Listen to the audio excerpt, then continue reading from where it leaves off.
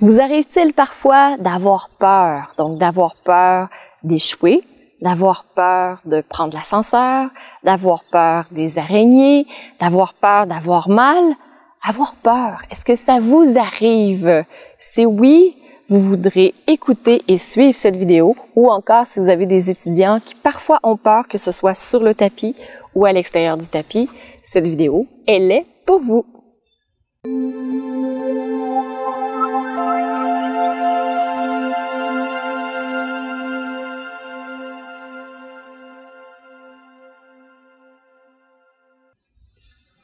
Namasté. Je suis Maryse Lehoux, fondatrice de Diva Yoga. C'est un bonheur de vous retrouver aujourd'hui dans cette vidéo où je réponds à une question de Manon. Et juste avant que je réponde à cette question de Manon, ce que je vous invite à faire, si vous ne l'êtes pas déjà, c'est à vous abonner. Donc, à cliquer juste en dessous « S'abonner » et à cliquer sur la cloche ensuite de ça pour recevoir toutes les vidéos. Et si vous aimez aussi cette série de vidéos, ces vidéos que je vous fais tous les jours, donc je me suis lancé le défi de le faire pendant 365 jours. Je pense que ça fait presque 4 mois.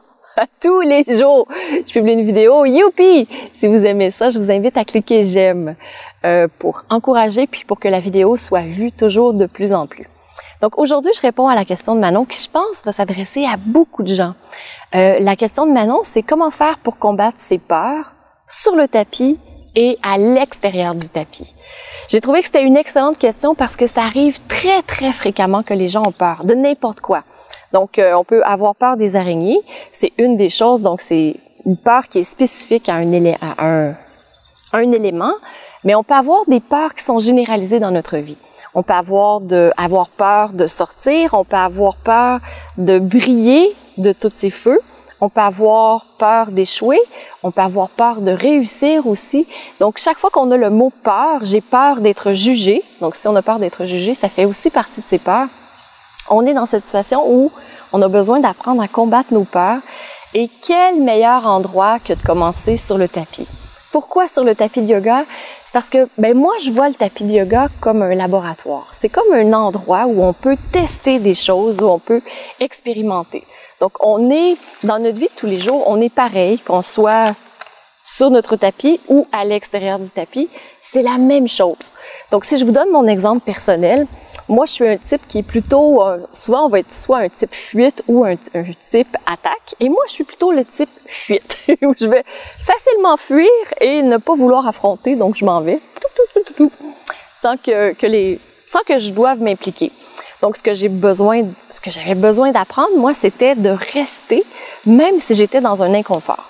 Donc, ça, c'était pour moi. Puis, on est un peu dans la même chose aussi, dans la même situation lorsqu'on a des peurs.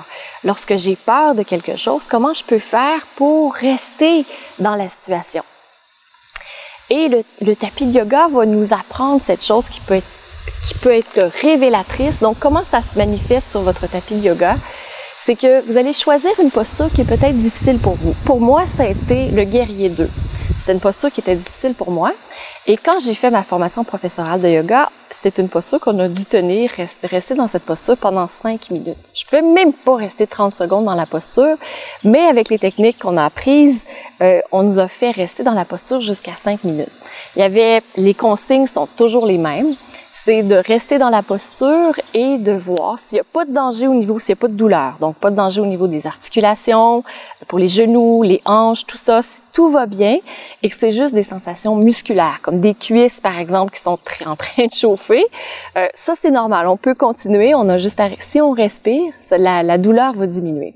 Donc, ce que je vous recommande, vous n'êtes pas obligé de rester 5 minutes dans le guerrier 2 pour commencer, mais c'est de faire un peu la même chose, c'est de rester dans une situation qui est inconfortable plus longtemps que ce que vous auriez fait. Et plus longtemps, ça peut être un temps aussi court qu'une respiration. Donc, dans le fait, si vous êtes, par exemple, dans la posture de la chaise et que vous dites « Ah non, moi, je veux sortir » parce que vous avez une tendance de fuite, mais vous restez une respiration de plus. Et vous voyez ce qui se passe par la suite. Donc, en fait, vous êtes en train de développer une habitude de rester dans une situation inconfortable et d'agrandir votre zone de confort. En le faisant une respiration à la fois, une respiration de plus, vous le faites petit pas par petit pas. C'est ça qui va vous permettre tranquillement d'agrandir cette zone de confort et que vous ne sentiez pas que vous êtes en danger, en fait, lorsque vous vous retrouvez dans une situation qui est inhabituelle. Donc, la zone de confort, c'est comme cette zone qu'on a autour de nous et dans laquelle on veut rester. Et lorsqu'on n'agrandit pas cette zone de confort, malheureusement, elle n'est pas statique, elle va rapetisser. Donc, c'est pour ça que souvent, quand on vieillit, on a une zone de confort qui diminue de plus en plus. On va faire moins d'expériences, moins de voyages d'exploration, on va découvrir moins de choses, on va vouloir rester dans les choses qu'on connaît. Donc, en fait, on a notre esprit qui se limite.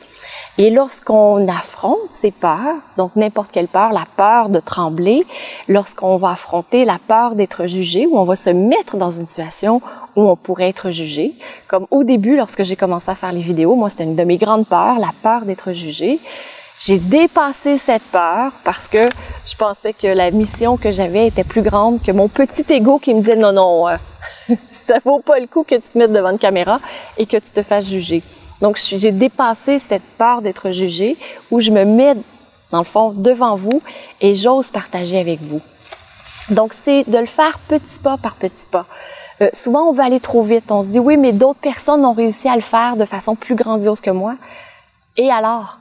Ils sont pas vous. Ils ne sont pas dans la situation que vous êtes. Ils n'ont pas vécu les mêmes choses que vous avez vécues. Chaque personne a un petit pas qui lui convient. Puis des fois, les gens me disent, oui, mais là, je suis en train de procrastiner, j'ose pas, c'est trop difficile. Pourtant, je fais des petits pas. Mais dans ce temps-là, c'est parce que le petit pas, il est encore trop grand pour vous.